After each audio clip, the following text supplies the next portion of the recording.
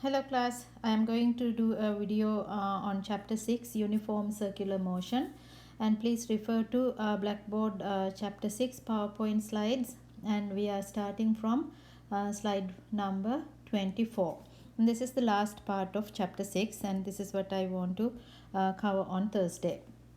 So in this case, as you see on the figure to the right, we are looking at a particle moving around a circle like this, and then let me get the particle and write over like that, and then it can go in the counterclockwise direction or clockwise direction, and there you have a center to the circle, and then it has a velocity. I don't really like to call it a velocity because it always changes its direction. So at this point it is pointed in the direction of the tangent, and as you can see it is pointed in the y direction, and then at this point it is pointed against in the tangential direction, but now it is turned into a negative x direction, and when the object comes to this position and the velocity is pointed,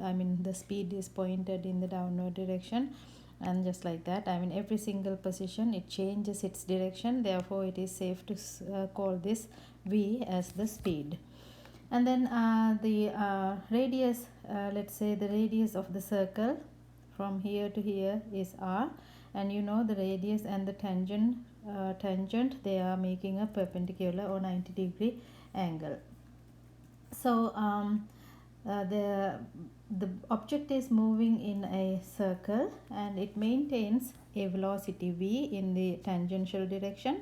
It also has an acceleration a, which I call as a sub c, that equals to v square over r. And we will learn about how to get this equation later. At this point in the PowerPoint, in this video I just want to give you this equation. At the same time I want to show the direction that it applies. The acceleration a sub c applies in the direction of the center, and the word a sub c, a stands for acceleration and c here stands for the centripetal direction or toward the center.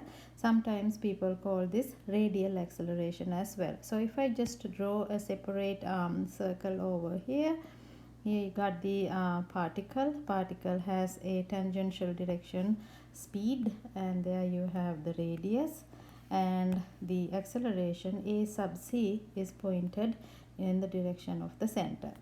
So if we find the force acting in the direction of the center, this is actually not a new force. I think you heard me. This is not a new force. Later on I will tell you how what it is actually. So I call this F sub c, and that equals to mass times acceleration. This is our Newton's this is the Newton's law. And then since I am looking at the direction of the center, I am applying the acceleration toward that direction, right? So if I substitute the value for AC, you will get mass times v square over r. So it is pretty straightforward. I introduced the centripetal acceleration, and we are using Newton's second law, and I am looking at the net force in the direction of the center, and the net force is what you call here as F sub c. So the letter C stands for centripetal, or sometimes people call it a sub r for radial acceleration, or Fr for radial force. Okay, now I am going to the next slide. Okay, so this is the next slide on your slide presentation on Blackboard, and as it says, centripetal force here is a common mistake is to invent this force out of thin air. Centripetal force is not a new kind of a force. It is simply the net force that points from the rotating body to the center of rotation, or the rotation center C. C is like, if you just draw a line here, and you call this the letter C for center. And here is the object, and it has the speed in the tangential direction, and there you have the centripetal acceleration A sub C, and the net force. It is really important that you know this. Net force is what you call as the centripetal force.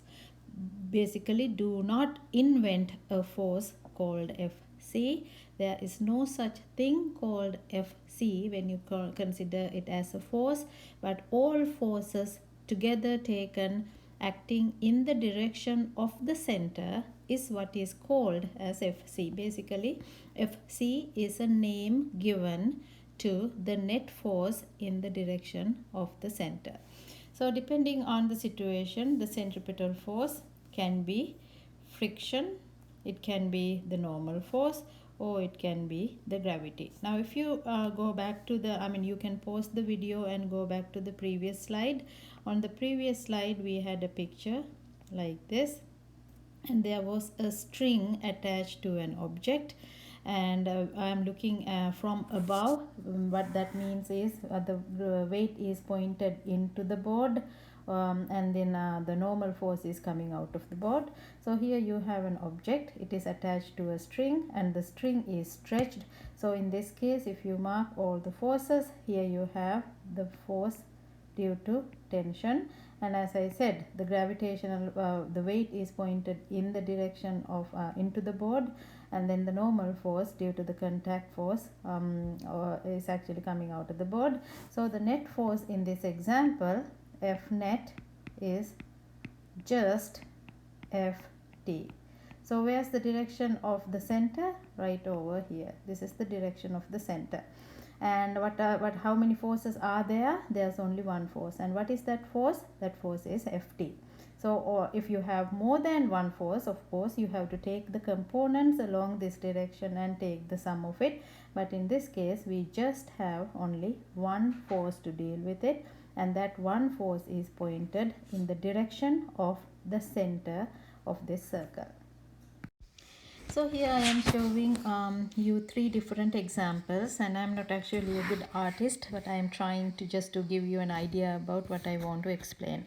So if you pay attention to the first example over here, you can see a person is rotating an object above his head, and the object is attached to a string. And when you are rotating something above your head, just like in this case, the string actually gets stretched. Because of that, now I am going to mark all the forces acting on it. There you have the tension force acting toward the center, and there you have the weight, the gravitational force, in other words mg. So in this case, the center is pointed in this direction, or you can actually call it as the negative x direction too. So in this direction, if you want to find out the net force acting, you can simply call it F net equals to Ft. And what about mg? Well, of course, if you want to write mg in that direction, you can call it mg cosine 90, because the at this point we are sort of calling this our x direction, and then the angle with respect to that x direction is 90. So Ft, if you want to follow our same strategy like before, this would be Ft cosine 0, and down here you have mg cosine 90. So as you know, cosine 0 is 1 and cosine 90 is a 0. So the net force acting in the direction in this case is simply Ft, and you know F net in the direction of the center is what we call as F sub c, and F sub c equals to mass times v square over r.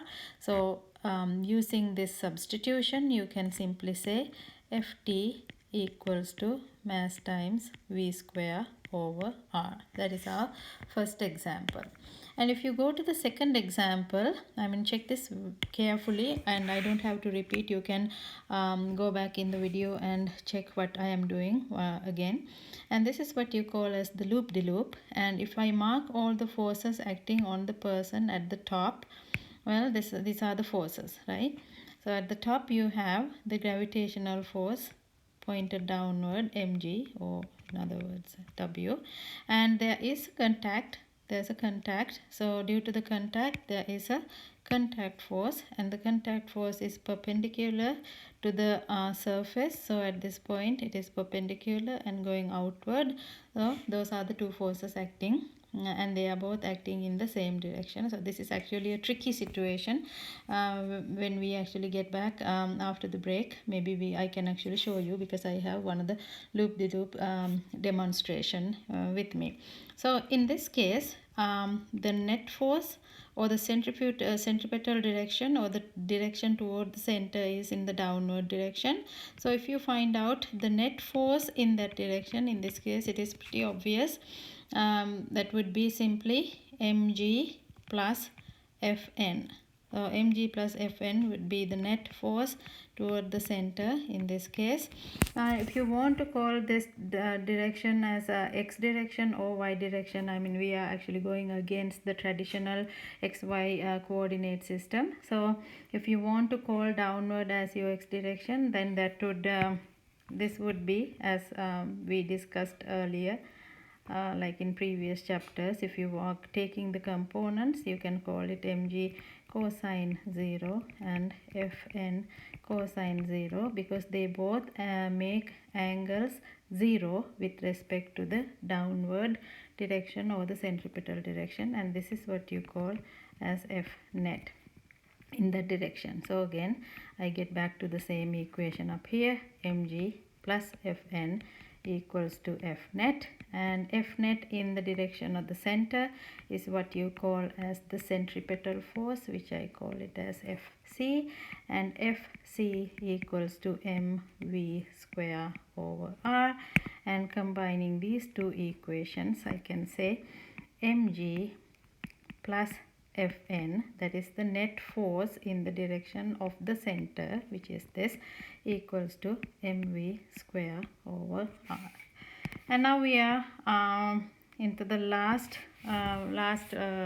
example, and we will be discussing one problem from the textbook here. Now this is a plane circling, and the radius is actually given in this direction, and then the circle is as shown in the picture here. There is a problem in page 135, page 135. Problem number is 51. We will be discussing that shortly.